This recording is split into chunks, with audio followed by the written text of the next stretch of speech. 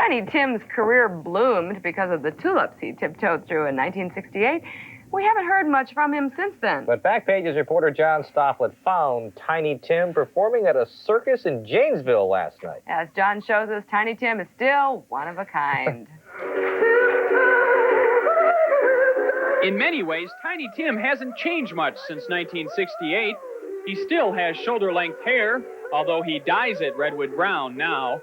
His voice certainly hasn't changed. And the song Tiptoe Through the Tulips is still his bread and butter. But it's not the stage of the Ed Sullivan Show or Laugh-In Tiny Tim's performing on these days. It's the center ring of the Great American Circus. I am the last, or the first, really. I'm the first named singer ever to sing with a circus. And he's the only singer with a voice quite like that. How would you describe your voice? It's like the dollar floating. I mean, it's sometimes it's there, some days it's somewhere else. We haven't been hearing much of that voice since the 60s, despite Tiny Tim's attempts to make a comeback. There was the flop attempt at a second hit in 1974 called My nose always gets in the way.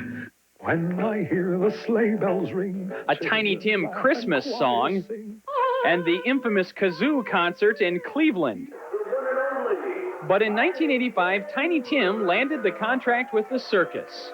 So other has-beens beside myself, like Pat Boone, can now join the circus and make a comeback in their careers. Yes, Tiny Tim admits he's a has-been, but he's not giving up.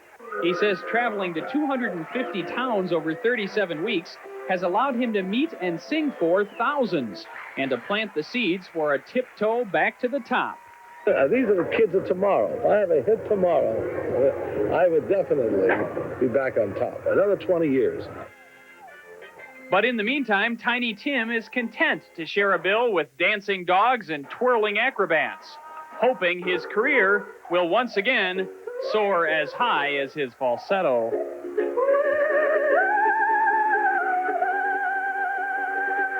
I'm John Stofflet, and that's Backpages. Let's hope he's not singing while the high wire act is on. That's right.